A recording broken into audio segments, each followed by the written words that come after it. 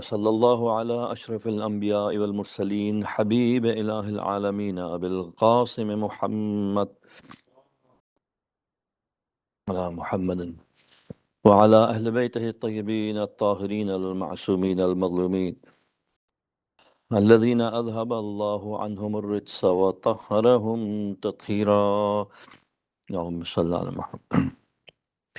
أما بعد، فقد قال الله تبارك وتعالى كتابه المجيد وقوله الحق وهو أصدق القائلين. بسم الله الرحمن الرحيم. الله ولي الذين آمنوا يخرجهم من الظلمات إلى النور الذين كفروا أولياؤهم الطاغوت يخرجونهم من النور إلى الظلمات أولئك أصحاب النار هم فيها خالدون. صدق الله العلي العظيم.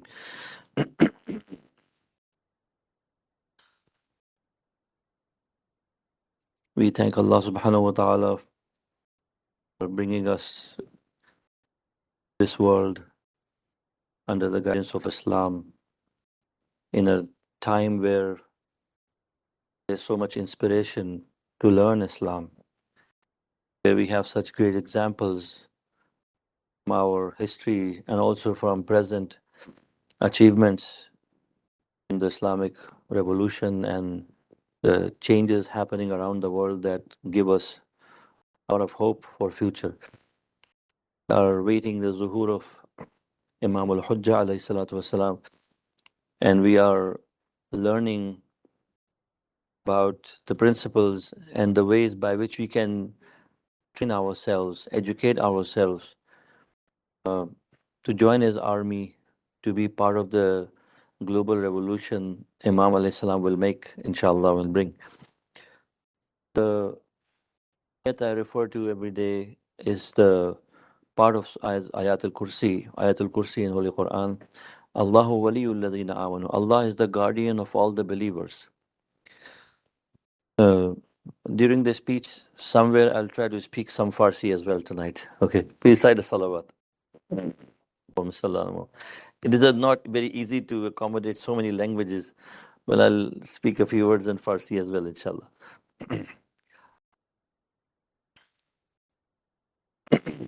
Allah is the guardian of all the believers. He takes them out from darkness into light. And those who disbelieve, their leaders, their guardians are the Taghut. They take them out from light into darkness. These are the dwellers of inhabitants of hellfire. They will always remain in the hellfire. Allah subhanahu wa ta'ala talks about walayat in this ayat and many other places in the Quran, that there is a system of walayat that within that system, he guides the people from darkness into light. In the words of our sixth Imam, Imam al-Sadiq alayhi salatu wasalam, he says that from darkness of sins and dhunub into the light of hidayah. And وَالَّذِينَ كَفَرُوا أَوْلِيَاؤُهُمُ الطَّاغُوتُ. Those who disbelieve, their leaders are the Taghut. And Taghut is a person who violates the limits of Allah, who rebels against Allah, who wants his own authority instead of submitting to the authority of Allah subhanahu wa ta'ala. So Taghut, what does he do? يُخْرِجُونَهُم مِّنَ النُّورِ إِلَى الظُّلُمَاتِ. Take them out, people from Nur into darkness.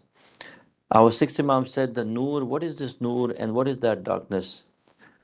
Taghut takes people out from light into darkness. He says the light that a person had when he was born. Let's say a person was born in a family, and Allah by kullu mawludun yuladu ala al-fitra. Our traditions say that everyone is born on the nature of Allah subhanahu wa ta'ala. A person born, let's say, in a Muslim family, he has a basic ingredients, elements of Islam in his heart. Now, if he follows the wrong leader, he will lose this light. This Taghut, any leader who is not among the Ahlul Bayt, he takes them as leaders. For example, the enemies of Ahlul Bayt, people who do not believe in Ahlul Bayt, a person takes them as leaders. These are Taghut. These misguide him. misguide him from the nur of Islam that he was born into the darkness of sins. And the biggest sin in Islam is the obedience of Taghut. Biggest sin is the obedience of person who has not been appointed a leader by Allah subhanahu wa ta'ala. So we are faced with this question in our lives. How do we save ourselves? We are living under powers who are not the powers appointed by Allah subhanahu wa ta'ala. We are living under authority of Taghut. Most places in the world, they are not being ruled by the Ahlul Bayt or someone appointed by Ahlul Bayt. We are living, for example, in countries where the system in place is a system that is not based on divine principles at all. So we need to understand that the system itself and the environment we live in, if we don't do anything, we don't take any action to fix ourselves, to correct ourselves, this system and this environment will automatically take us out from light into darkness. The darkness, the light, which is what the Iman and Islam that we have, and the darkness is the overwhelming, the control and influence of the environment, the values which are being instilled by the media, by the environment, by by the fact that they glorify things that are against Islam, promoting things in school that are against Islam. They are completely ignoring things that are so vital to our faith, so important in our faith.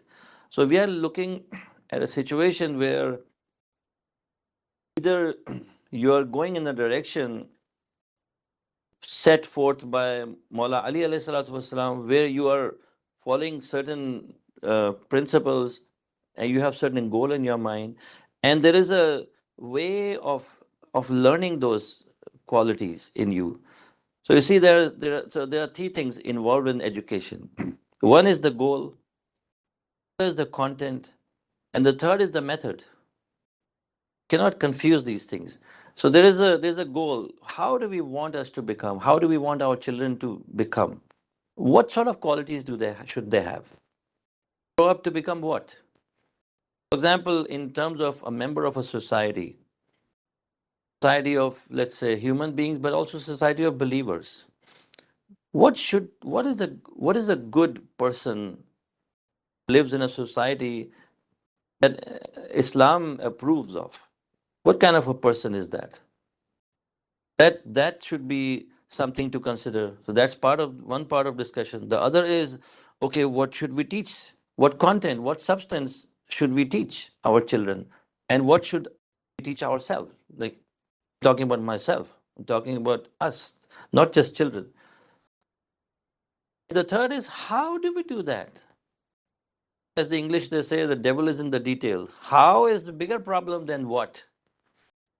Because sometimes in an effort to do the right thing, you end up doing it wrong because you don't know how to do it.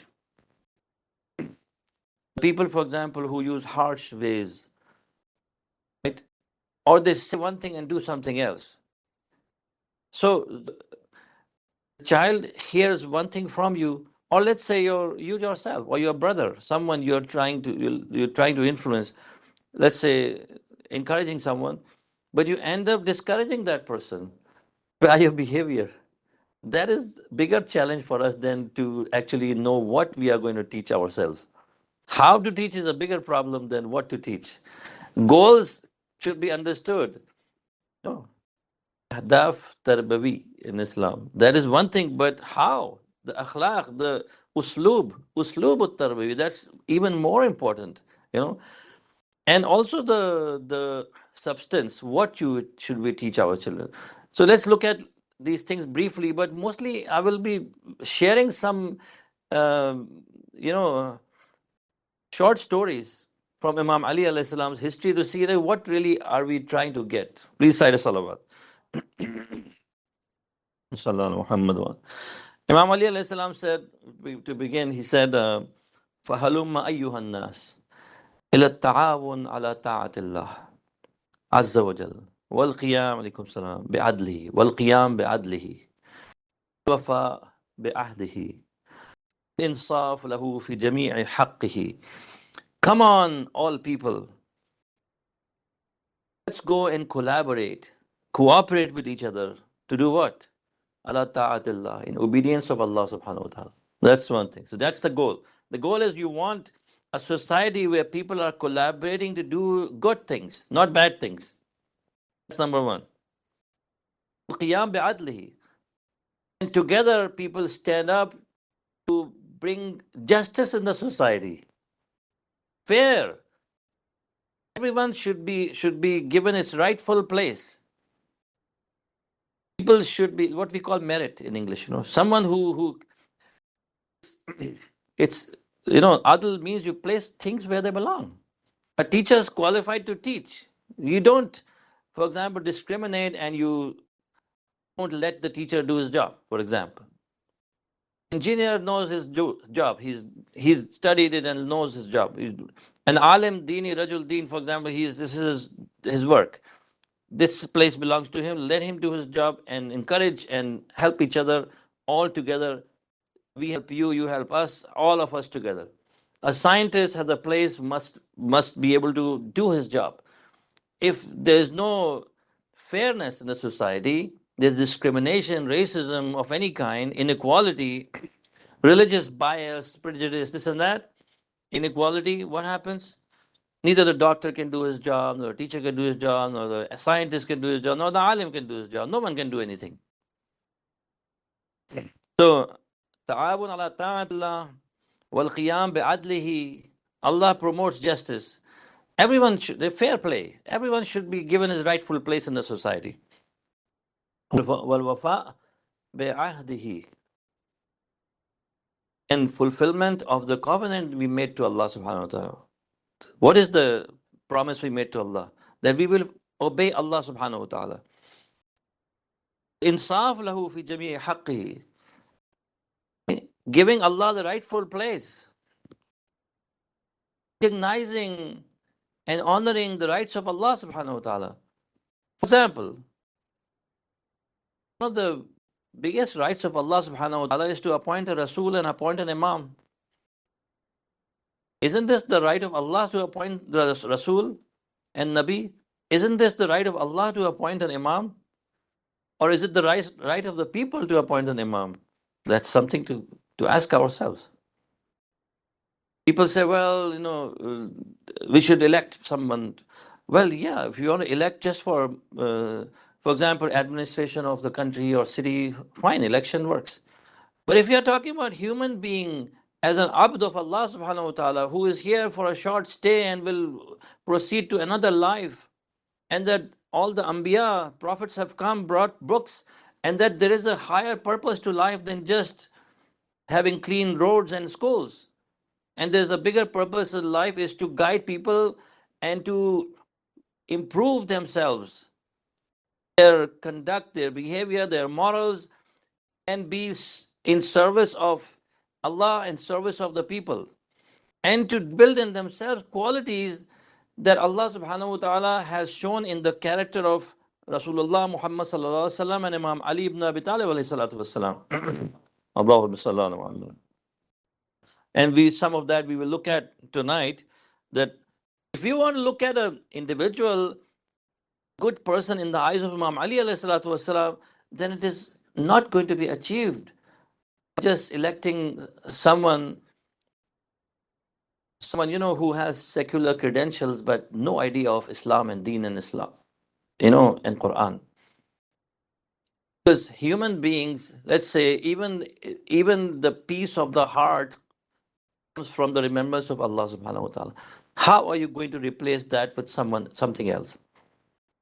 For example, can other ways be used to bring peace to the heart? Really? We've been trying this for centuries. Nothing really works that much. The real meaning comes from the spirit of a human being. Spirit is at peace, the body is at peace, and the mind and soul, everything is at peace. Quran says, Allah bi dhikrillahi tatma'innul qulub. The real peace comes from the remembrance of Allah subhanahu wa ta'ala. It's not enough to meditate and relax our mind and our body, and it doesn't really uh, heal the inner wounds of a person. The inner wounds of a person are truly healed by the remembrance of Allah subhanahu wa ta'ala. For example, forgiveness.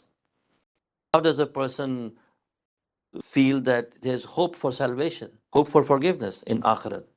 That if the guilt for doing something wrong in a person's life, I've made a mistake, for example, or made mistakes, what is the true promise for a person's salvation who is sinful or who has done wrong in his life? What is the real promise?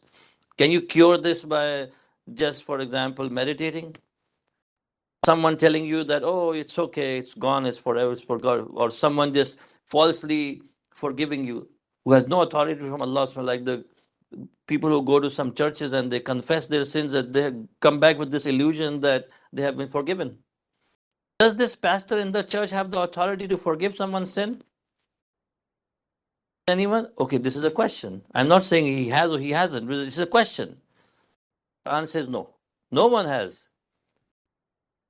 Who can forgive the sins except Allah subhanahu wa ta'ala? Who can guide a person except Allah subhanahu wa ta'ala? Allah says, I am the waliul ladina amanu. Allah is the wali of the believers. No one else has that authority, right? Please say the salawat. Allahumma salli ala. So there is an ocean of knowledge, wisdom, and the ocean of fadail, right?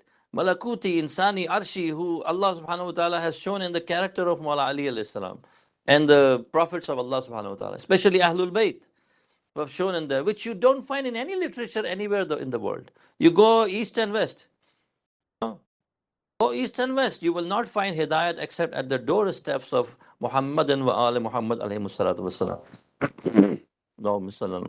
And that is just based on what everyone has narrated.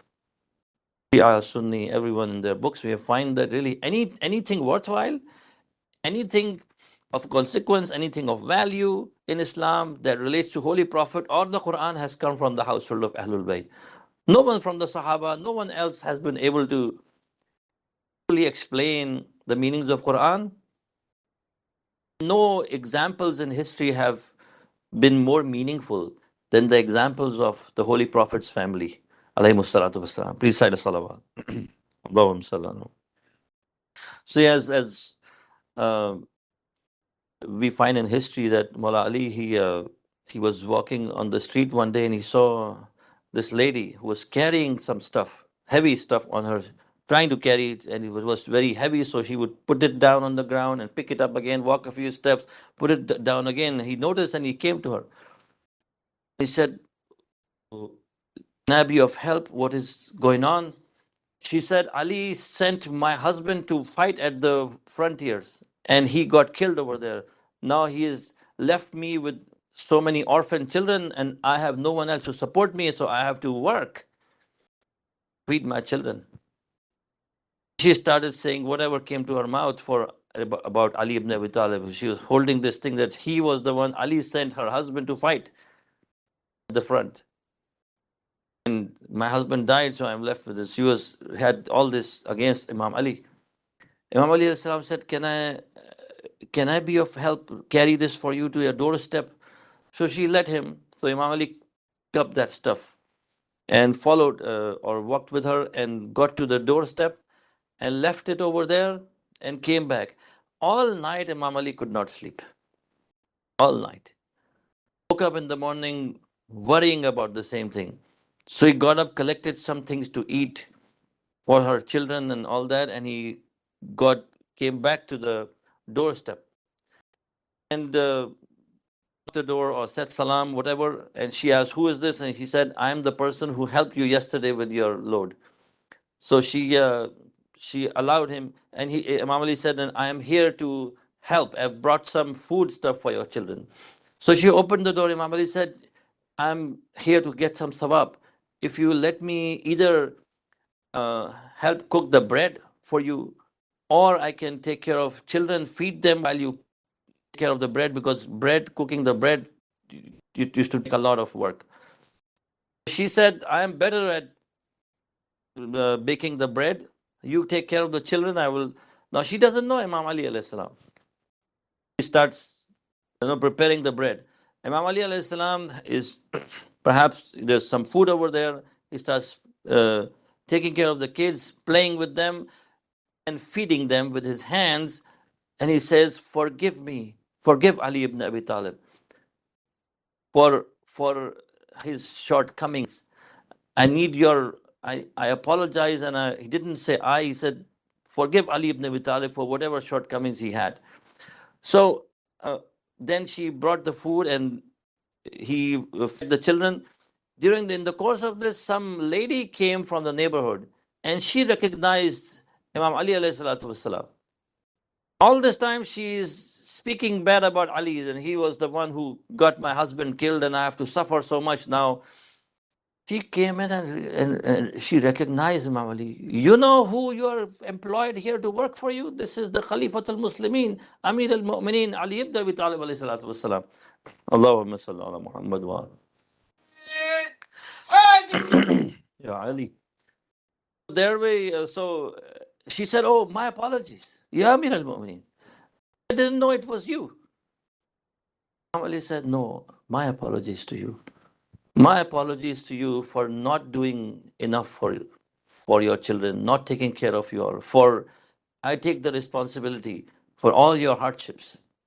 And now in this little story, we find that a place where Imam Ali, when Imam Ali was preparing the embers to cooking the bread, the heat of that tanur was coming in his face. He said, Ali was speaking to himself and said, "Taste this heat, because this is like the heat of Jahannam. For those who ignore the plight of the orphans and widows in the society. This is the punishment in Akhirat for those who ignore the rights of the vulnerable in the society." This is the personality of Imam Ali alayhi salam at the peak of his Khilafat. Where people in power are so distanced from their population, from their citizens. They don't even have knowledge of what they are surrounded by a few people who always give them praise and always give them good news and congratulate them of their achievement. Imam Ali alayhi salam had no such thing. He was a person involved in the life of people. Recite a salawat. Allahumma salli ala Muhammad. Nahj al-Sa'ada fi Mustadrak Nahj al-Balagha, the writer brings this hadith from Mawla Ali alayhi salam. He said, وَلْيَتَأَسَّ صَغِيرُكُمْ بِكَبِيرِكُمْ. He says, the younger people should follow the older people. وَلْيَرْأَفُ كَبِيرُكُمْ بِصَغِيرِكُمْ. And the older ones must be very kind to the younger people. وَلَا تَكُونُوا كَجَّفَاتَ الْجَاهِلِيَّةِ. Do not be like those abusive people in the times of Jahiliyyah. That you don't even study Islam, understand what that means. For example, you heard something that, okay, Islam wants us to pray. Does that mean you become harsh with your children to force them to do something? How is that going to become accomplished? For example, you have a goal in your mind, your child or your somebody should not behave a certain way. How do you want to do that? The time everything was about power and control. So everyone would exercise power to accomplish his goals. Today's culture is the same thing. The Jahiliyyah that we are living in right now, we see our governments waging wars and talking about wars all the time. News of bombings in other population, other cities, other countries. We hear news of all that. What do we learn from that? How much war is being glorified, violence is being glorified, right? And it's considered okay. For example, abuse of other religions. For example, the burning of Holy Quran in Sweden. It's saying for example, it's okay because freedom of expression. People have the right to their. So there's no limit or personal freedom, that you can abuse someone else's religious beliefs and morals, right? Because the same thing they had been doing before as well. In the Holland, there was this person who did that. Denmark did that. Now it's Sweden. Before that, it was in England or somewhere. The Satanic Verses books came out. So one by one, they have been doing it. They are not isolated events. These are things constantly being done and justified by the media. Knowingly doing that, to desensitize, to say that it's okay to burn Quran, to, for example, ridicule uh, prophets of Allah subhanahu wa ta'ala, make fun of them. Tomorrow they'll come out with even worse. Obviously, all over the world, such actions have been condemned. Alhamdulillah, in Iran, in Pakistan, big commemorations of Ashura, people came with Qur'ans in their hands, chanting and saying that Quran is the dearest to us. That, and Ayatollah Khamenei also said, these things are not going to diminish the value of Quran in the eyes of Islam and Muslims. Please cite a salawat. So we are looking at becoming citizens of a global world ruled by Imam of our time. Looking at our Imam is present and alive on this earth. We are living under the nizam of wilayat of Ahlul Bayt alayhi salam. And the moment Imam alayhi salam sees that our people are ready to obey him, obey his commands, and they have created in themselves qualities of citizens under the government of Imam Mahdi alayhi salam, then he will rise. We are not ready. That's why the Imam is not willing. I'm giving an example. It's not a perfect example, but people, when they came to the house of Imam Ali alayhi salam and begged him, became the Khalifa. Imam accepted Khilafat. Yes, there were many who supported Imam Ali alayhi salam during those 4.5 to 5 years. Thousands of them gave their lives. Imam Ali alayhi salam, if he had not come to power, he would not have uprooted all the corruption that had happened in the last 25 years. In one battle of Nahrawan, apparently were 13 or 15,000 they came, but Imam Ali alayhi salam kept on giving them advice, sent Abdullah ibn Abbas and others to have dialogue with them and convince them. Most of them went away, but 3,000 remained in the battlefield, insisted we will fight. La hukma illa lillah and all that, Khawarij, Nahrawan. The end, there was a fight. Imam Ali killed all of them except 7 or 8 of them who survived. Imam Ali didn't want to have a war. But these were people like Daesh in our times. There are people like ISIS. There are people like these other Sufyanis of our times who are after beheading people and killing, and they had killed Khabbab ibn Arat and his pregnant wife. They took her baby out of her belly. This is the kind of people they were. Imam Ali had to pick up his sword and fight them. Imagine if Imam Ali alayhi salam had not destroyed these 3,000 people, their nasl, their generations would have multiplied in 1,300 years. How many people, how many Sufyanis and Daeshis would we have today in our times? Just that one day's war I'm talking about. You consider the people who came to fight Imam Ali alayhi salam in that battle of Jamal. You take that into consideration, 20,000 people died. Most of them were from the side of Talha and Zubair. Again, same thing. Followers of Muawiyah, followers of Abu Sufyan. People who basically did not like Islam. They did not like the changes Rasulullah brought in Arabia. They wanted the old system back. Privileges, the tribal system, class system, all of that stuff. They wanted that same kind of a system and culture back again. So they came together. Imam Ali had one day war at Jamal. And he won that war, destroyed and broke the neck of these enemies of Ahlul Bayt alayhi salatu wasalam. Imagine if these people had survived, what would have happened today? Would we be sitting here talking to each other? There was no way. In the Battle of Siffin, a year and a half continued. Thousands of people passed. In one day, battle of the Laylatul Hirir, they say in Arabic, I think. The battle started sometime in the morning, continued all day, all night, and next day all the way till the evening. Battles in those times were face to face, right? All night they were fighting going on. Malik al-Ashtar heard Imam Ali say takbir 500 times. What does that mean? Imam Ali said, I never missed my target. Imam Ali's sword, when it came down, it divided the person into two. 500, no one survived the strike of Mawla Amir al-Mu'minin Ali ibn Abi Talib alayhi salatu wasalam. Allahumma salam.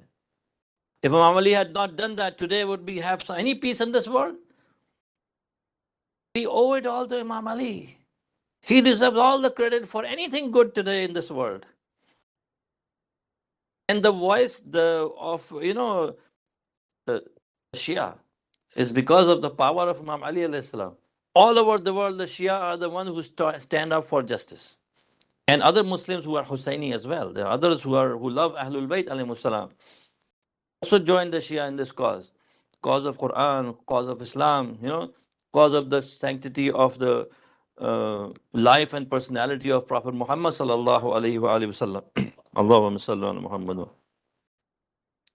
See the way Imam Ali alayhi salam, he wanted to raise again. I'll wait till there's silence. Allahumma salli. Yeah, so the goal is to make every one of us someone who is collaborating for establishment of justice. That's the hadith I mentioned in the beginning. Right? Come, people, collaborate to establish justice. Obey Allah subhanahu wa ta'ala. Right? To fulfill the promises we have made with Allah subhanahu wa ta'ala. Come collaborate. Human beings must come collaborate.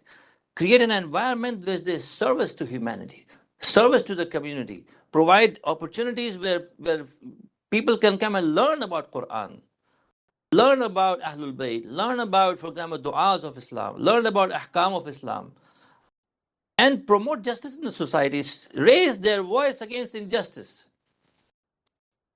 and also learn ethics, morals, etiquettes, how to behave, how to carry ourselves, right? The way people relate to each other, it needs tarbiyat. We are human beings. We are not plants. We are not plants that grow up on their own. We need guardian, someone who promotes education and tarbiyat to human beings. When in public schools, there is a kind of tarbiyat going on. But is that the tarbiyat that will make a person obedient of Allah subhanahu wa ta'ala? Is this a tarbiyat that brings a person closer to the teachings of Quran, for example? Especially the ta'wil of Quran. What do these verses really mean? This Quran, for example, something that was revealed on me or you, was not revealed on me. This is not a book that was revealed on you. It was revealed on Khatam al-Mursaleen, Muhammad Mustafa sallallahu alayhi wa sallam. In the household of Risalah, not just him as a person, the household of Risalah. Because the Holy Prophet used to go to Ghar Hira and he used to worship over there. And Imam Ali says, I used to accompany him. Has anyone been to Ghar Hira in this crowd? Anyone been to Ghar Hira? Anyone been to Makkah, Ghar Hira? Climbed that all the way up? It's an hour. Well, I can say that, mashallah, some sisters have been there. Please say the salawat. Not many sisters can make it all the way there. Anyway, Imam Ali says, I used to go. And they say that Khadija Salamullah used to bring food for the Holy Prophet all the way up. Allahu Akbar. They've made some path to climb the cliffs. Wasn't there at that time. Anyway, Imam says, I used to read the Prophet. I used to hear the voice of the angel Jibreel. I used to hear the screams of Iblis. And I used to ask the Holy Prophet about that. And the Holy Prophet would say, Ya Ali, innaka tasma'u ma asma' wa tara ma ara illa annaka lasta bi nabiyyin. Right? Oh Ali, you hear what I hear and you see what I see, except that you are not a Nabi. There will be no Nabi after me. So Quran was not revealed on one person only, revealed on this household. Ma'danul Risala. Ahl Baytun Nubuwa wa Ma'danul Risala. So that's what we call Ahl Baytun Nubuwa. That means our duty is not just to teach Quran to our children. Our duty is to teach the Quran and the ta'wil of Quran to our children. What do these verses mean? The light of the ahadith of Ahlul Bayt, not just the literal meaning of the verse of Quran, which is open to interpretation. People just interpret it any way they want. Even Osama bin Laden used to issue messages. The Zawahiri, the guy who was working with him, he used to issue regular messages. And every message, I have read some of them, every message had 20, 25 verses of Holy Quran. He was the leader of terrorists, heading and killing people and spreading ayat of Quran, justifying his actions with the ayat of Quran. If you don't go to the household of Ahlul Bayt, you will end up becoming like these people. It's not enough to say that, okay, we believe in Quran. You know, some people are just, I don't want to spend too much time on this, but some people ask this question. Why isn't the name of Ali ibn Abi Talib and Fatima Zahra written in the Quran? I don't know if you've heard this question from anywhere else, or maybe one of you had the same question. And say, okay, why all this fuss? Why all this debate? Why not Allah just write it down? Okay, Ali ibn Abi Talib, Imam al-Muslimin, Khalifatul Rasulullah sallallahu alaihi wasallam. End of story. Answer is very clear, brothers and sisters. If the Holy Prophet had said, I'm leaving behind only one thing with you, which is the Quran, you will be justified. Say, okay, why doesn't Quran say the answer? Prophet never said, I'm leaving behind one thing with you. What did he say? I'm leaving behind two things with you, two precious things with you. Kitab Allah. وَوَحْلٌ مَمْدُودٌ مَيْنَ السَّمَاءِ وَالْأَرْضِ وَعِتْرَةِ أَهْلَ بَيْتِي مَا إِن تَمَسَّكْتُمْ بِهِمَا لَن تَضِلُّوا مِنْ بَعْدِي أَبَدًا وَإِنَّهُمَا لَن يَتَفَرَّقَا حَتَّى يَرِدَ عَلَيَّ الْحَوْض. He said, I'm leaving behind two things for you. So anything you don't find in the Quran, you will find in the ahadith of Muhammad and wa al Muhammad alayhi salatu wassalam. Muhammad. And this hadith is everywhere, except Sahih al-Bukhari, which is a very biased collection of hadith. It's under the authority, under the control of the Darbar, the rulers. All the books of hadith, even Bukhari himself has brought this hadith, which I just mentioned to you, in his other books of hadith. Muslim brings it, and Sunan, and this and this and that. All the books of hadith have the same version. Kitab Allah wa itrati ahl bayt. That's it. Only Sahih al-Bukhari has Kitab Allah wa Sunnati, which came from where, I don't know, came from his own mind. Somebody created it.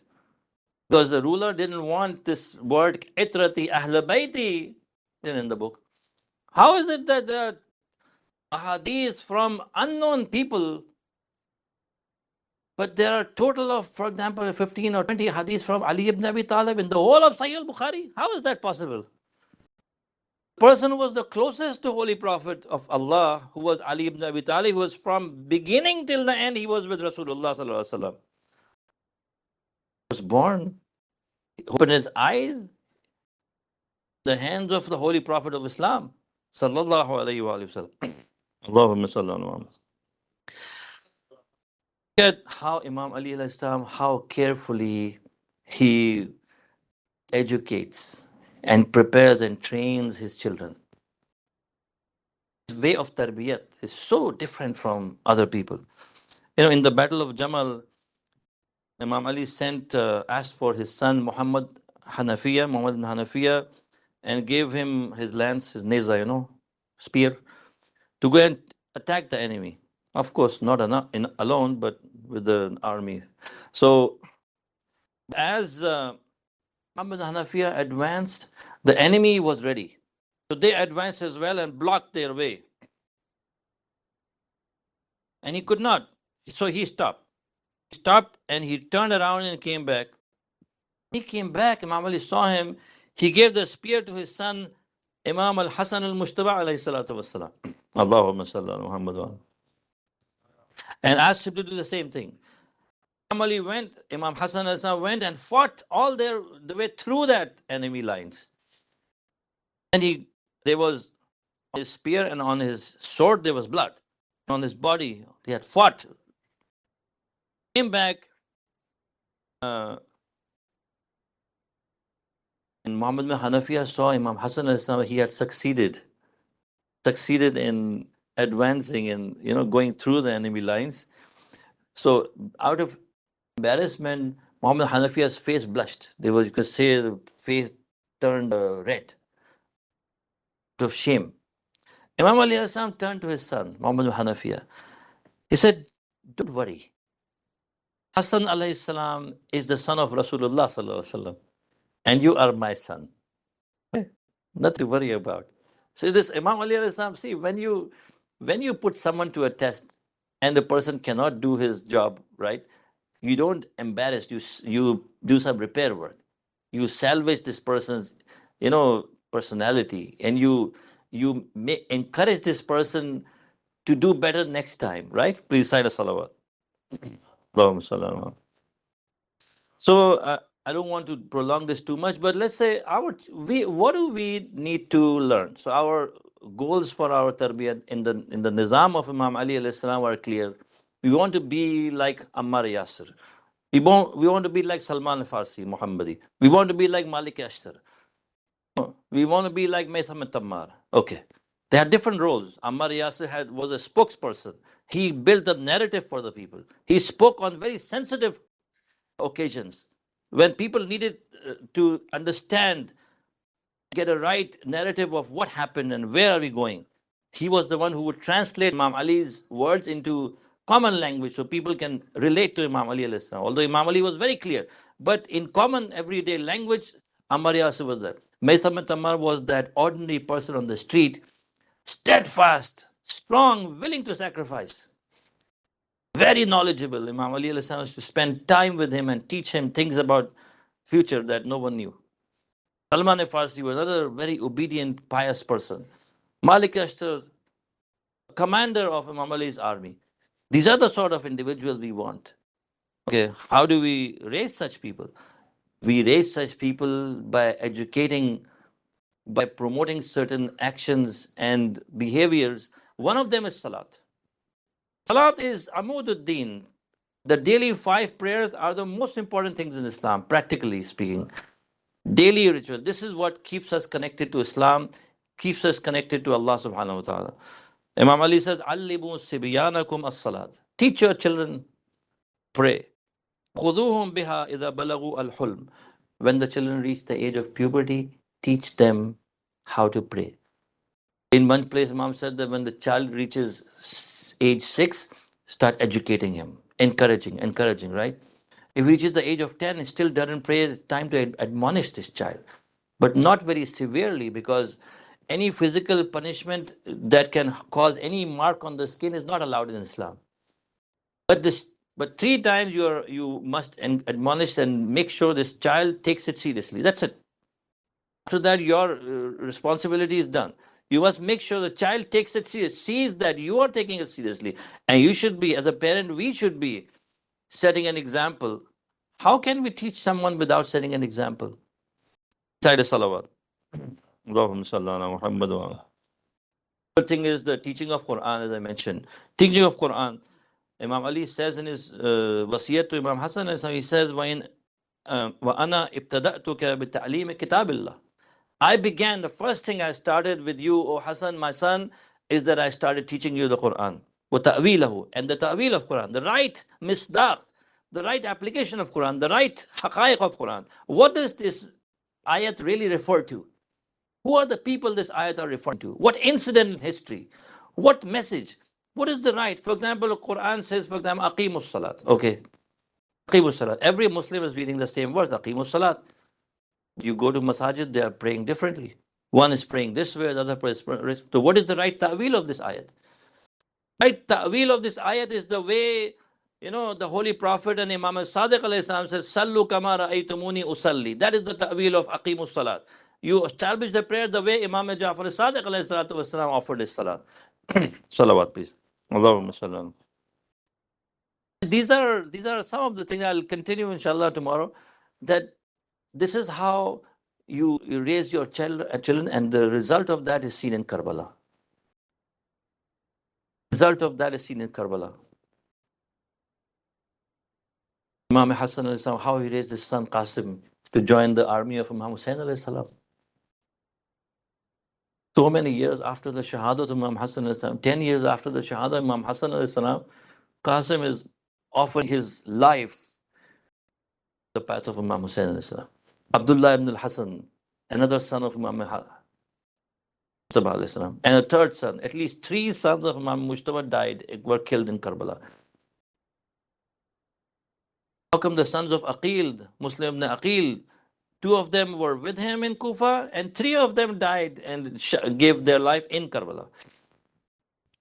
The grandsons of Jafar Tayyar were present in Karbala. Ali Abu Talib, how did they raise their children? Prepared them. Abul Fadl Abbas and his 3 brothers, how did Ummul Baneen raise her children to be Shuhada of Karbala? When the day of the 10th of Muharram came, these were there to offer their lives. Can anyone be ready to give his life for a cause? When we are talking about Karbala, we ask ourselves this question: how can a person, for example, really lay his life for something? It's very easy to make statements, but can a person really do that? So we have seen many examples of this in our times. Nothing to be surprised of. Yes, Karbala was the guiding light, that perfect example which has awakened the conscience of people to this day. Karbala set the example of what it means to stand up for haqq, to pay the highest price. And Imam Hussain alayhi salam tried his best to avoid a war. There were meetings, there were this and that, all these things happened in history. But when they were forcing Imam Hussain alayhi salam to give his bay'at to Yazid, Ubaidullah ibn Ziyad. Ibn Ziyad, he also insisted, and he had issued orders that Hussein must submit to the authority of Yazid. So Imam Hussain alayhi salam said, إن الدعي ابن الدعي قد ركز بين اثنتين بين السلة والذلة وهيهات من الذلة. He had left me no choice except 2. بين السلة والذلة. Except I die, or I accept humiliation and disgrace. وهيهات من الذلة, and I will not accept disgrace. Disgrace means accepting Yazid as my ruler, giving my bay'at, giving my approval of the way of Yazid ibn Muawiyah na'latullah alayh. And zillat and disgrace and humiliation is far away from me. Why? Imam Hussain gave the reason, the case, because this is what my mother has taught me. This is what the hands that raised me, जिन आगोशों में मैं पला हूं, जिनकी परवरिश मुझे मिली है, कैसानी की मरो बुजुर्ग कردن من یاد دادن که هیچ وقت عبد طاغوت نباشم. من نمیتوانم مثلا یک حاکم ظالمی رو به عنوان حاکم خودم انتخاب کنم. نمیتونم بیعت یک ظالمی رو قبول کنم. نمیتونم مهر تأیید بر اعمال و رفتار شخصی مثل یزید بن معاویه گذارم.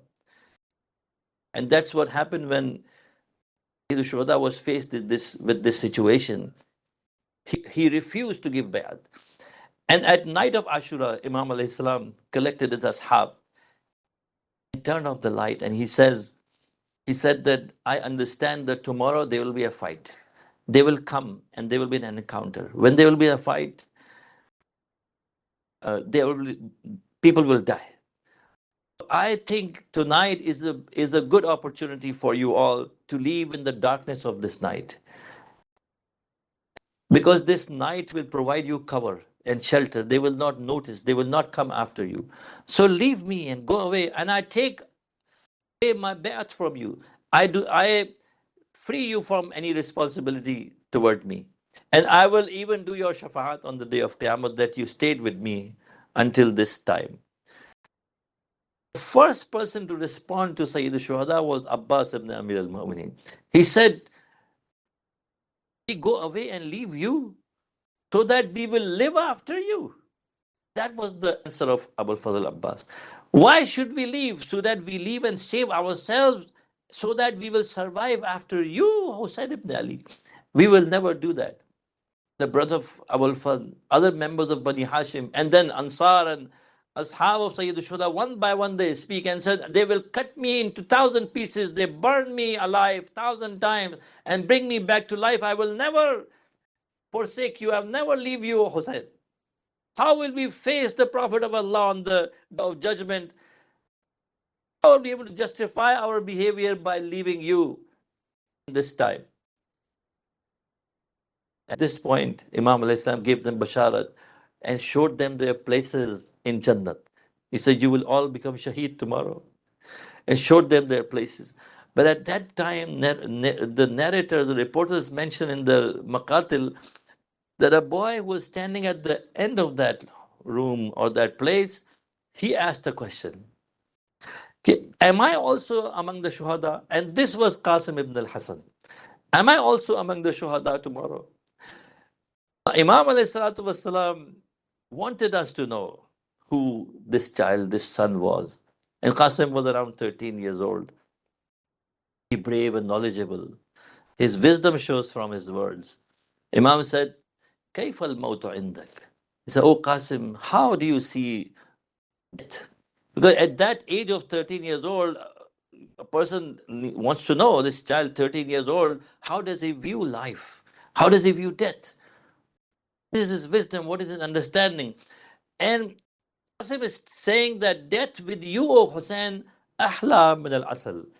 Dying in yours, under your wilayat, O Hussein, is sweeter than honey.